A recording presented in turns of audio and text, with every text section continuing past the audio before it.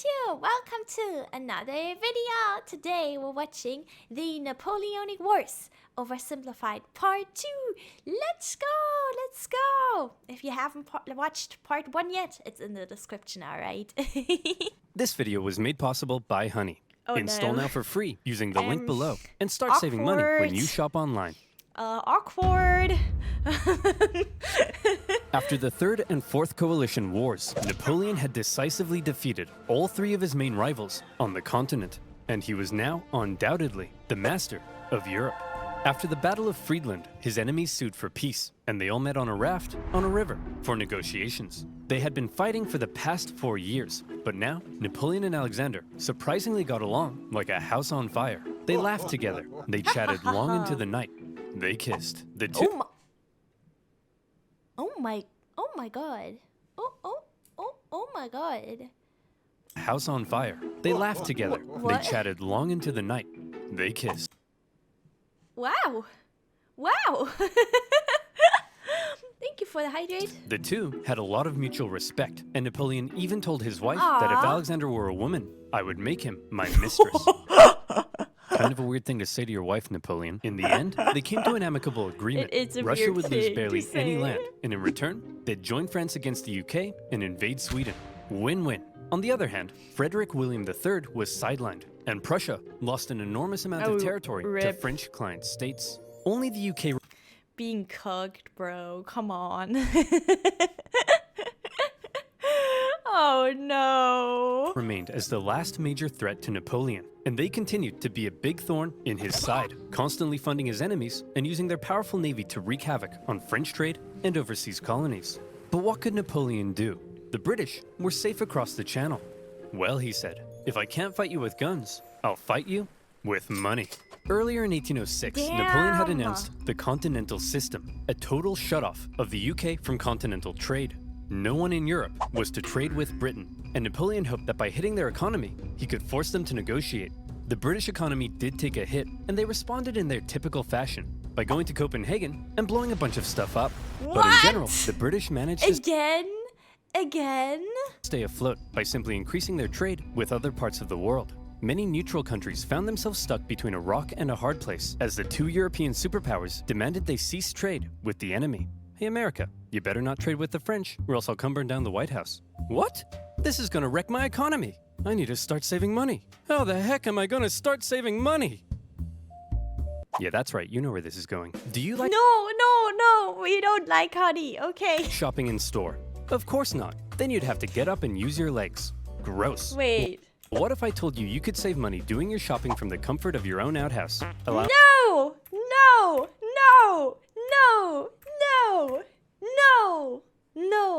We don't like honey, alright?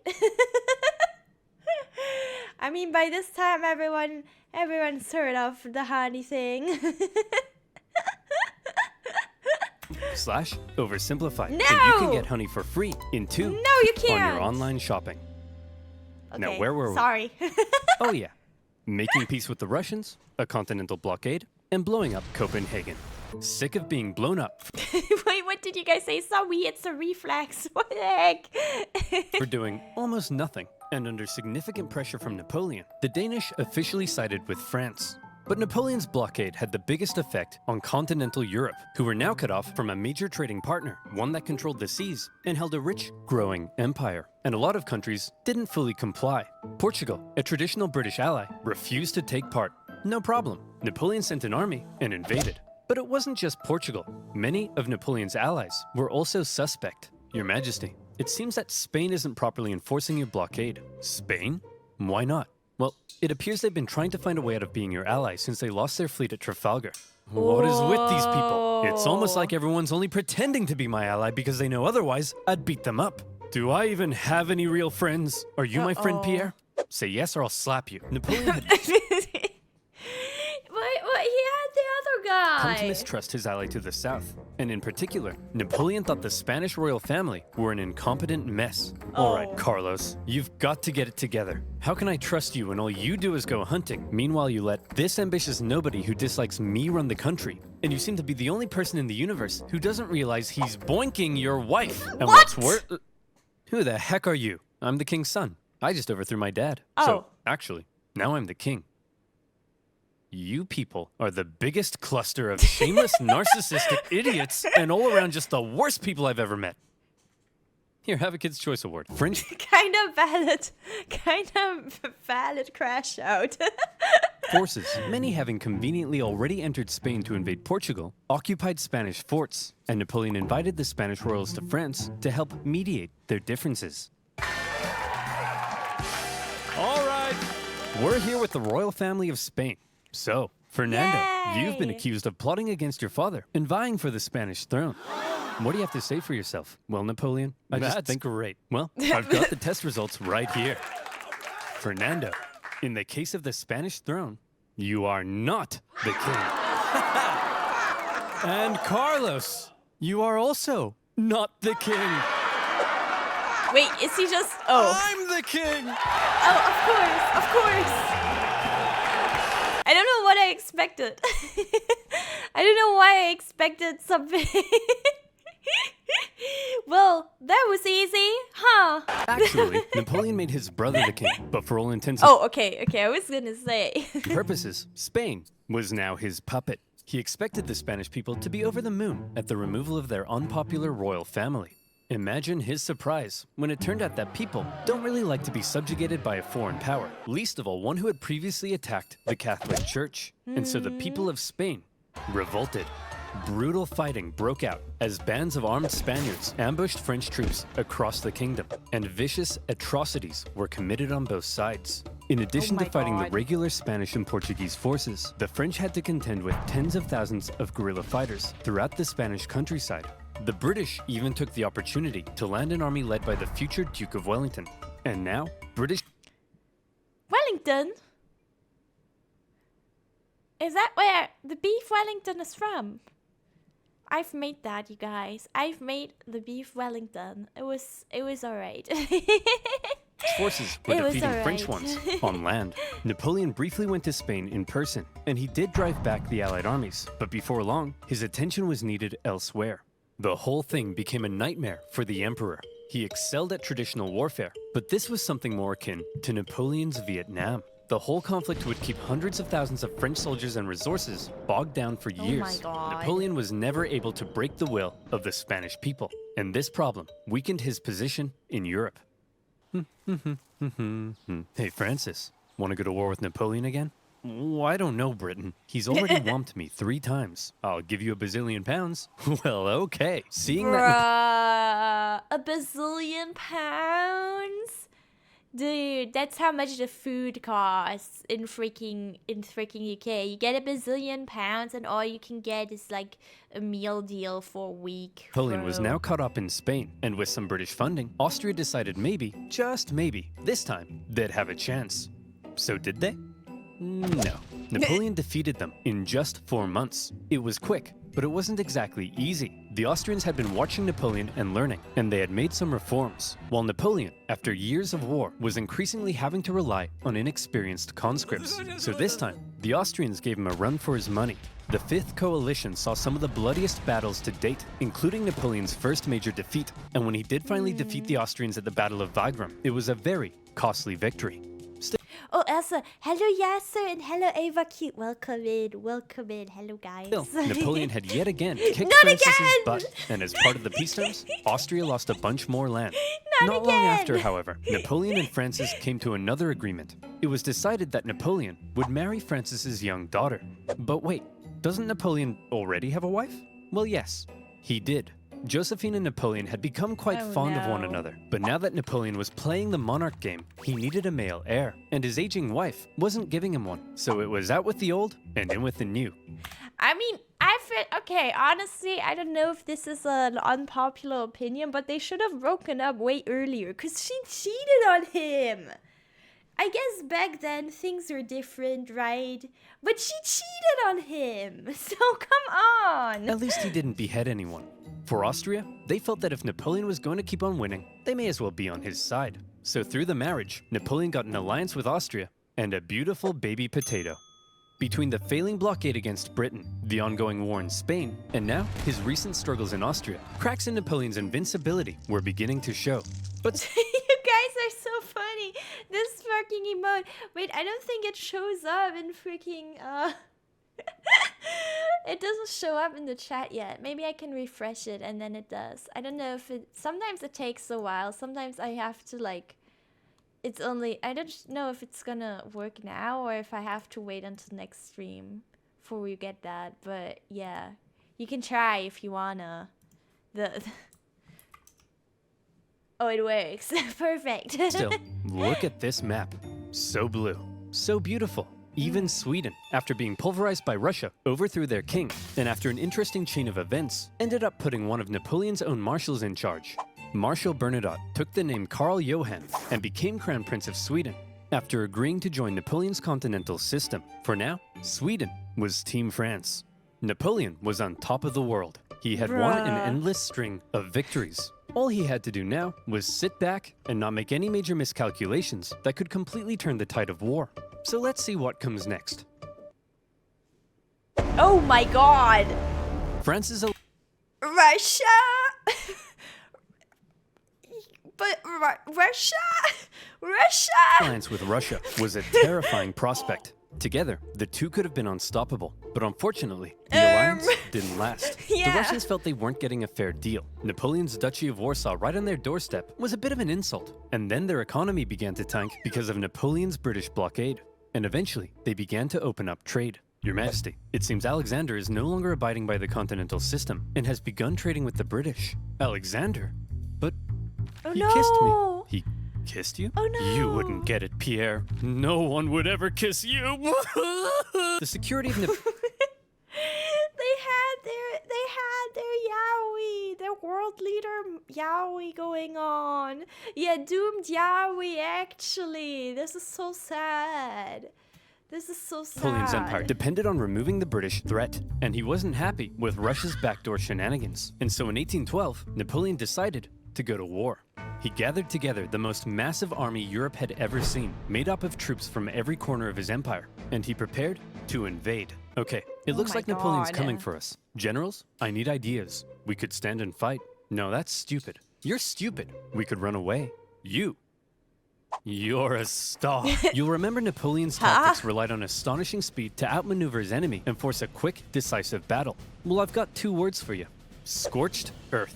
If his opponent retreated while scorching the earth, his men couldn't live off the land. And if his men couldn't live off the land, he needed his supply trains. Oh shit, not the gluten talk. And if he needed his supply trains, he couldn't move quickly. And if he couldn't move quickly, he couldn't outmaneuver his enemy. And if he couldn't outmaneuver his enemy, I think you get the point.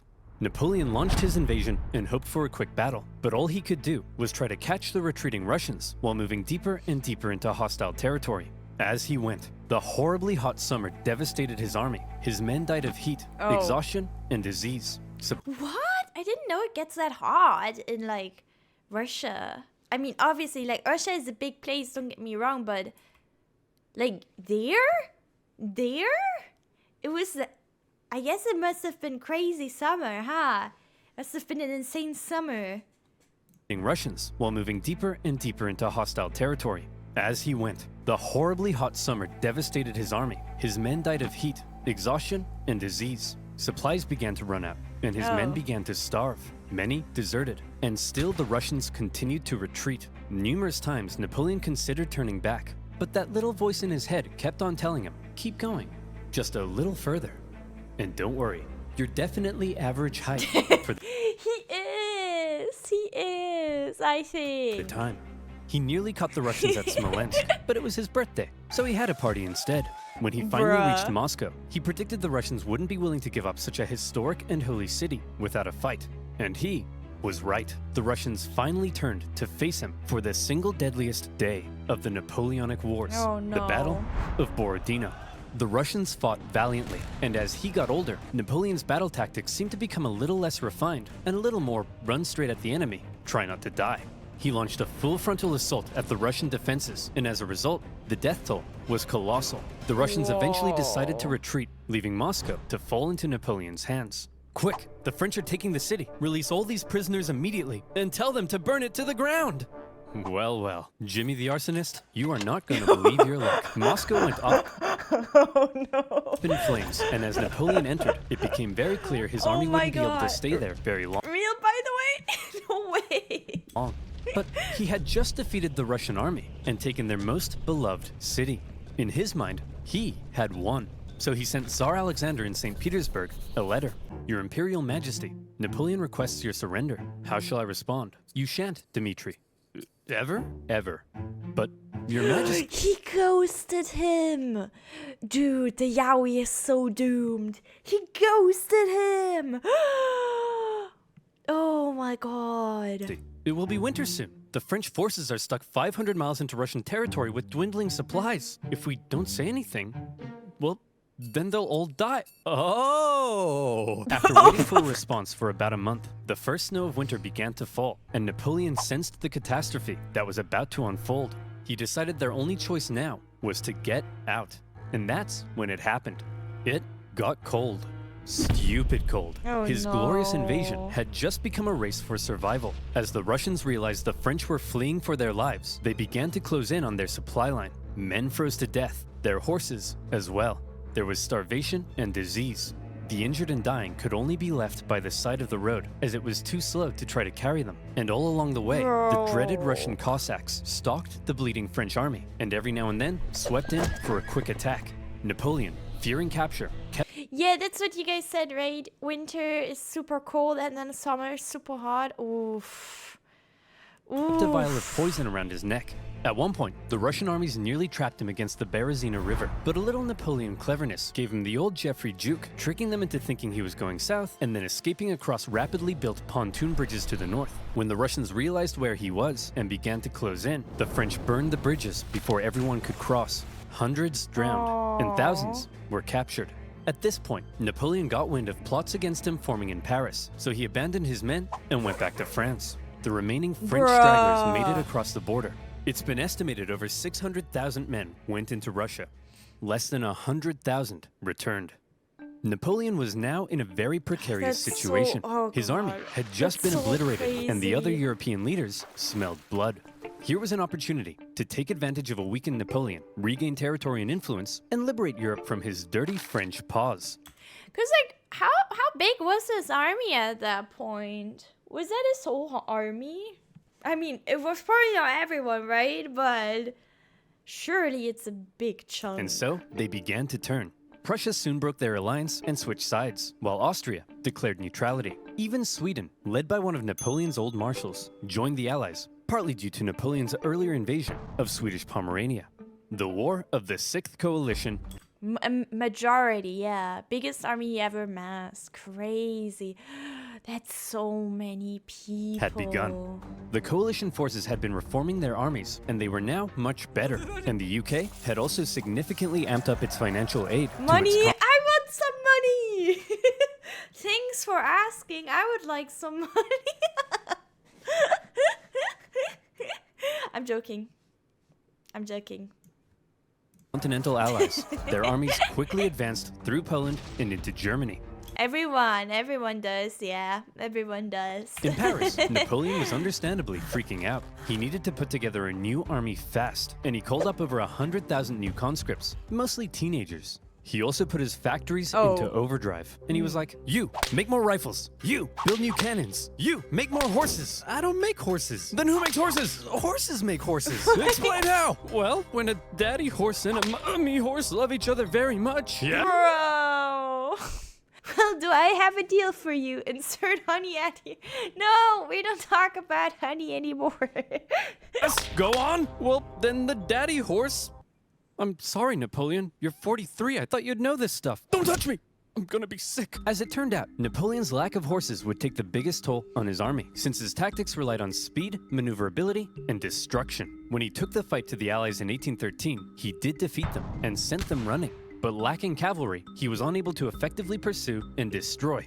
He needed horses. For the Allies, being defeated in battle by a man whose army was now full of inexperienced conscripts was concerning, so both sides were Man, we suck. It's okay. It's okay. Oh, doomed Yowie. like, hold up, time out. The Allies were somewhat cornered, and had Napoleon kept going, it's possible he could have won. But instead he agreed to a brief truce with the Austrians mediating between the two sides. When Austria demanded Napoleon make major concessions, Napoleon told them to shove it. Having had their terms rejected, Austria felt now they were justified in saying, well, we tried, and they joined the coalition. Okay, everyone, look at us. The boys are back together, but Napoleon is still dangerous, so we need a plan. Any ideas? Ooh, I know. No, forget it. That's stupid. What is it? Oh. No. What is it? I've got it! Oh. When he approaches, we run away. Again? Genius. He's a genius. The plan was as follows. Wherever Napoleon advanced, whoever he advanced on would avoid battle, allowing the others to sweep in from the sides and attack the French marshals guarding his flanks. Essentially, the plan was, don't try to fight Napoleon. And this plan worked tremendously. The Allies scored a number of victories that saw Napoleon move back to the city of Leipzig, where he would make one last major stand as the Allied armies converged in on him from all sides. Rage baiting. I mean, they've been rage baiting each other a lot in this, right? The stage was set for the biggest and bloodiest battle of the Napoleonic Wars, the Battle of Leipzig.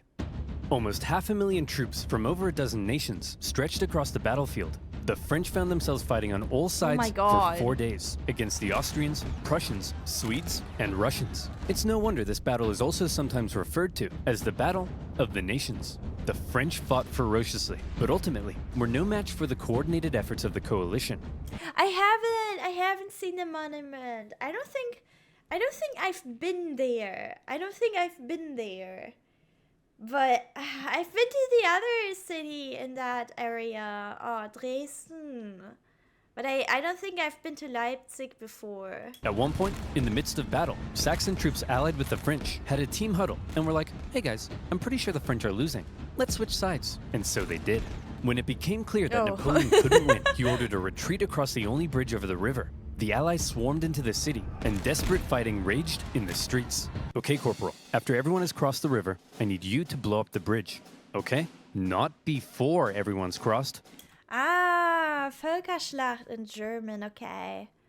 I don't think I've heard of that, but that's a pretty grim word. It sounds a lot worse in German than it does in English, because it's like slaughter.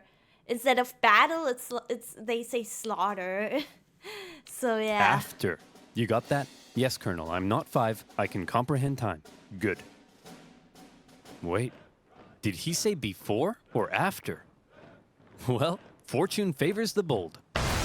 The bridge was blown early, and 30,000 French troops were stranded and captured. A disaster.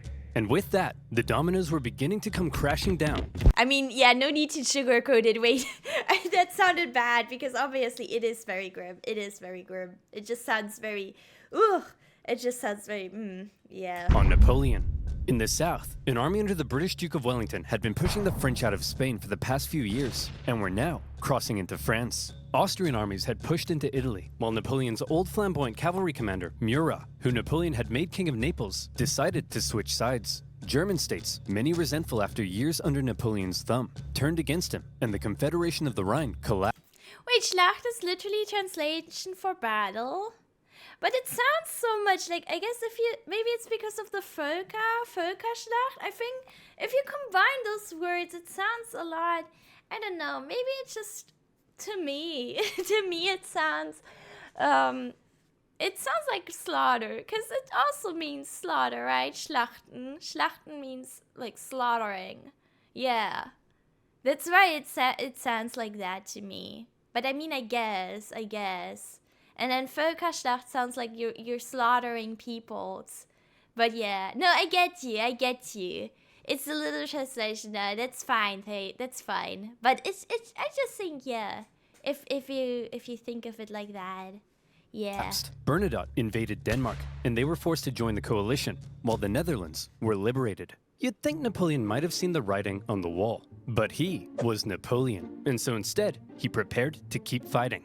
As attitudes in Paris were already beginning to turn against him, he called up more conscripts to defend the exhausted nation. As for the Allies, they weren't sure exactly what they were aiming for here. A few peace offers were floated that may have let Napoleon keep his position, but the British kept throwing around even more money, and eventually, they all agreed that the ultimate aim was the deposition of Napoleon entirely. And so, Napoleon embarked on one of his most famous campaigns to defend the homeland. He was completely outnumbered, but the Allied armies had split up and spread out. His army was so small that he could move at lightning speed, and he used this to his advantage. In the famous 6 Days campaign against Prussian General Blucher, he attacked from all directions and defeated Blucher's forces 4 times, only suffering a tenth of the casualties he inflicted. Even with his back completely to the wall, Napoleon was still Napoleon. Then he turned south to take on Schwarzenberg's army of Bohemia and enjoyed even more victories. However, Napoleon's problem was that he couldn't be everywhere at once, and wherever he wasn't, the Allies continued to push towards Paris. He made one last-ditch attempt at moving in behind the enemy lines and cutting off their communications, but Paris was in disarray, and the people were sick of war. One ambitious and slightly treacherous politician sent the Allied armies a letter basically saying, "Hey guys, come on in." And so, I always lose track of the amount of years.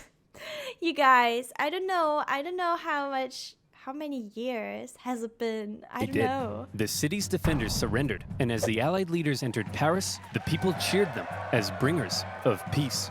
Paris had fallen. Quick, marshals, gather your men. We're gonna launch an assault on Paris. What? Where are my marshals? They all left and told me to give you this note. Oh. Napoleon's 15 marshals years, had realized okay. what he hadn't. It was over, and they insisted all that was left now, for the good of France, was for him to abdicate. And without the support of his army, Napoleon had no choice.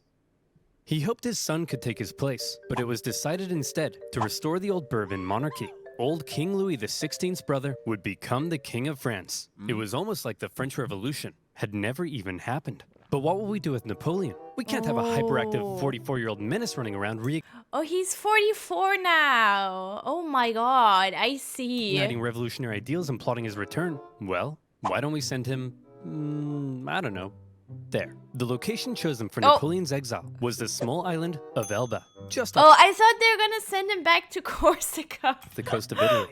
Napoleon was to rule over the island, and even got to keep the title Emperor of Elba. What? The Allies must have been in stitches when they came up with that.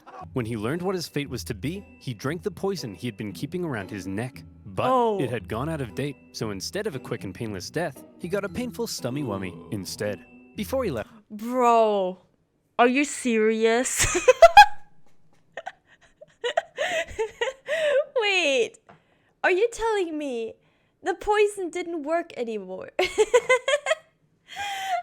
What the fuck? Expired poison? Dude, he wanted to end his life, but holy shit. Oh, that's rough, dude. It's rough. France, he addressed his oldest and closest guard one last time, making an emotional speech my that ended God. with him kissing their flag. And off he went Oh my to god. exile. The deal Wait, he actually did it. that was given to him was actually quite generous. His family were given titles, he was to receive a state pension from France, and he was able to receive many distinguished visitors, all eager to come and meet the famed emperor. And he ruled over Elba well, improving infrastructure and introducing many legal and social reforms aimed at improving life on the island. What? Hey Napoleon, just coming in to check on how it's all going. Holy smokes! But it wasn't all good. For one thing, he learned of the death of his first wife Josephine and was deeply saddened. He was forbidden from seeing his son and current wife, and in Austria, Emperor Francis had ordered a local count to seduce her, so she would forget about Napoleon.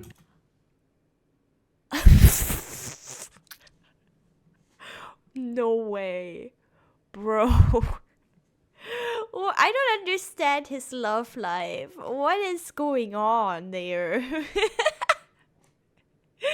What the fuck? Yeah, crazy order. What? Then, the new King Louis XVIII refused to give Napoleon his agreed pension. He was under constant threat of assassination, and there were even rumors that the Allies were thinking of relocating him somewhere even more remote. But the biggest problem was that Napoleon was once the master of Europe. He had lived a thrilling life of adventure, fame, and glory. Now, he found himself on a tiny island in the Mediterranean, and he was bored.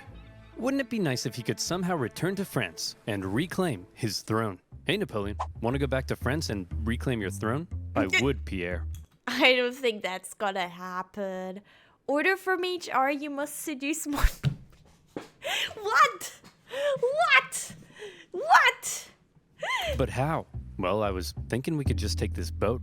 Oh. Will that work? Surprisingly, yes. Pierre, remember when I told you no one would ever kiss you? Yes, sire. Well, pucker up, boyo. Oh my god, we got When Napoleon Yowie! left Elba, it wasn't really the Again. daring escape you might think. He basically had kind of a leaving ceremony, hopped on a ship, and sailed back to France. He brought with him an army of about 1,000 men, and he began his journey to Paris.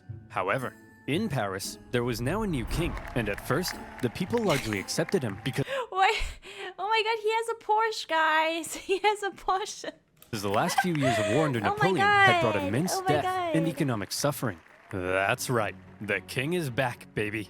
Divine right to rule. Don't worry, everyone. I know the economy is kaput, but I and my courtiers will withdraw into this palace, and we will definitely work as hard as we can to fix everything. Wow. Oh? Oh, yeah. That's why we got rid of the king. As the Bourbon monarchy began to look more and more like a return to the past, and the returning nobility seemed hellbent on regaining their lost privileges, the people weren't too happy. And so, Napoleon hoped that his glorious return would be met with jubilation. In the end, the reaction was a little mixed, but many were happy to see their old emperor. Your Majesty, it seems that Napoleon is back and marching this way with 1,000 men. That guy? No problem. I have hundreds of thousands of men. Send them to arrest him. Yeah. Your Majesty, it seems the thousands of men we sent to arrest Napoleon have all joined his side. Oh. Well, I'm Oh. off to Belgium. If you ever need a king again, be sure to let me know. As Bruh. Napoleon continued his journey, the king had sent battalions of men to stop him, but they largely comprised of Napoleon's old soldiers, many unhappy with Well- King Louis's Well, that was easy, I guess. What the fuck? What the fuck? This legit happened? What? What? military reforms. And so, when ordered to arrest him, they simply couldn't do it. In one famous incident, the troops began to cry out, "Long live the Emperor." When Napoleon reached Paris, with King Louis having fled, he entered unopposed to reclaim his throne. Napoleon was back from the dead. Okay, everyone, now that we've finally gotten rid of that guy, let's try to make sure something like this can never happen again. What's that doing there? Hey, fellow monarchs. They're so sick of it. Oh no. This time, Napoleon promised he would be a mucho good boy and not start any wars. promise. But the Allied leaders were having none of it. They declared Napoleon an outlaw and the illegitimate ruler of France. I feel like he had enough chances, you know. I'm just saying. Then they declared war, not on France, but on Napoleon himself. And when you have multiple Oh. empires declaring war on you as an individual, that's how you know you're a very naughty boy. The Allied powers began making Bruh. plans to combine their forces and once again invade France. The most immediate threat to Napoleon were the British and Prussians hanging out in nearby Belgium. If Napoleon could knock them out quickly, maybe he could force the Allies to negotiate, and maybe he could hold on to his power. Yeah, war on one guy is crazy. What the heck? Together, the two armies to the north outnumbered him, so he made a plan to divide them and take them on separately. Historians debate how much of a chance Napoleon had here, but this same strategy of dividing and conquering had worked for him multiple times. He marched north with 125,000 men and took on the Allies in a number of initial engagements, defeating the Prussians before turning to take on the British. But to Napoleon's dismay, miscommunication and hesitation among his marshals allowed both enemy armies to retreat, and crucially, rather than fleeing east, the Prussians moved north, where they could remain in contact with the British. Napoleon sent a force to hold off the Prussians as he moved in on the British, now holding a defensive position at Waterloo. Prussian General Blücher sent word that he would come to Wellington's aid if he could just hold off the French for long enough. Napoleon had to defeat Wellington before the Prussian army could arrive in force, and it was close. The British held the high ground, and I've heard of that, of the Battle of Waterloo. Yeah, that one's famous, right? I always thought Waterloo, like the word Waterloo means like toilet. a number of key defensive buildings across the battlefield. After waiting some hours he didn't have for the ground to dry, Napoleon sent men to assault the Hougoumont farm, but the British-German garrison there held out. French Marshal Ney launched a number of miscalculated cavalry charges at the British lines. The British formed defensive square formations, and they tore the French cavalry to shreds, while one guy chose the absolute worst time to go on a bender. The French did manage to capture a farm Yeah, Lou means toilet, right? And I thought like Waterloo, like water toilet, you know, I don't know. house directly in front of the British line, and from there, they unleashed artillery hellfire on the British square formations. And as Napoleon sent his Imperial Guard in to finish the British off, a nervous Wellington knew his lines were at breaking point. But the Prussians had earlier begun to arrive, and now they were arriving in large numbers. And after the British held out and sent the French Imperial Guard running, the French lines panicked, fearing they had been encircled, and they began to flee. The Battle of Waterloo was an Allied victory. And with that, Napoleon's hopes of returning to glory were vanquished. He knew he was defeated. He went to the British and said, "Can I please have a house near London?" And the British replied, "No." Instead, to make sure Napoleon was put away once and for all, they sent him to one of the most isolated and remote places they could think of. Wait, they actually did. They actually did just send him away. A tiny island in the Atlantic Ocean, St. Helena. What? Here, a deeply isolated and depressed Emperor Napoleon would live the remaining years of his life. His house was a wooden bungalow, not exactly on par with the Tuileries Palace. Much to his frustration, his captors referred to him as General, rather than calling him Emperor. His mail was censored, his visitors were vetted. There was almost no way he could escape such an isolated island, but just Like, was he, but like, he was there. Was he with any family, any other people? I wonder. Just to be sure, he was guarded by 2,000 British soldiers and 2 ships that circled the island 24 hours a day. Oh, okay. He had once been the most powerful man alive, and images of the victorious Napoleon depict a strong leader, hand firmly in jacket. Depictions of Napoleon on St. Helena show a disheveled old man, Oh, he's hand so sad. firmly in pants. Sir. Napoleon on St. Helena show a disheveled old man, hand firmly. Sir! No! Why does he have his pants? Like, what? Okay. I don't know, man. In pants. He had lost everything. And by the way, he was only 46. So maybe it's about time you what? You're doing all right, kid.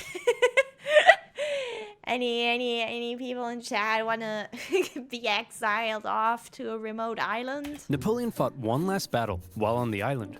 That's what happens when you get banned in chat, by the way. Battle for his reputation. He spent hours writing his memoirs, espousing his achievements, recording his greatness, and turning himself and his story into a phenomenal legend. And in this battle, he certainly succeeded. His mark on history cannot be denied. After his defeat, the European monarchs had got to work restoring Europe to its traditional balance and reasserting their dominance. But after Napoleon had spread the influence of the French Revolution, these returning monarchs would have a difficult time regaining their absolute control. France returned to the rule of the Bourbons, but it would go on to stage another revolution, and then another one. Reaction to Napoleon's rule in places like Germany and Italy propelled forward the ideas and feelings of modern unity and Germany looked so insane back then. Like, so these are the same colors, so this belongs together, right? And then this also? Like, what the fuck? What the fuck? nationalism, and his Napoleonic Code still remains the basis of law in various modern countries. The modern world owes a lot to Napoleon's legacy. He remains statistically possibly the greatest military general in history, and his revolutionary military tactics changed the face of warfare. He was the last truly great leader to both lead his armies in battle while retaining total political control over a vast empire. There's still hope for Joe Biden, but the man remains somewhat of an enigma, and we still aren't sure exactly what to make of him in some regards. Was he the champion of the French Revolution, spreading equality where... Okay, I don't want to be that person, but he does kind of look a bit short on this picture.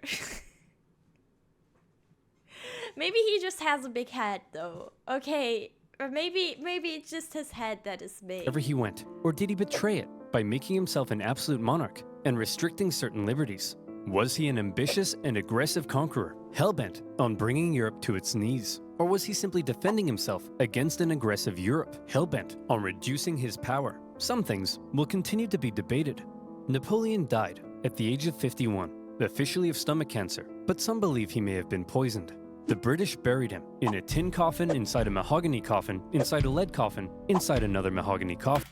What did they? What do you mean? Did they think he would get what? Did they think that he'd become a zombie or something? I guess this time they wanted to make sure he stayed where they put him. I think he's gonna get up from that again. In 1840, his remains were moved to Paris, where they now rest under the dome of Les Invalides. The man from humble origins, with huge ambition, ruthless determination, immaculate skill on the battlefield, and a hefty dose of luck, who was determined to make his mark on history, did just that. There is no immortality, he said, but the memory that is left in the minds of men. And in that sense, Napoleon knew he would live on forever. Oh, and to reiterate, he was definitely average height for the time. Okay. I'll believe it. Okay, that was a wild ride. That was a, oh god, it's doing the thing again. It's, oh my god, my Chrome is lagging again. No! Anyway, if you guys enjoyed, like and subscribe, come over to Twitch to watch me live. Check out the original video and Oversimplified, the channel. Tell me which one I should watch next, and I'll see you in the next one. Bye, YouTube! Bye-bye!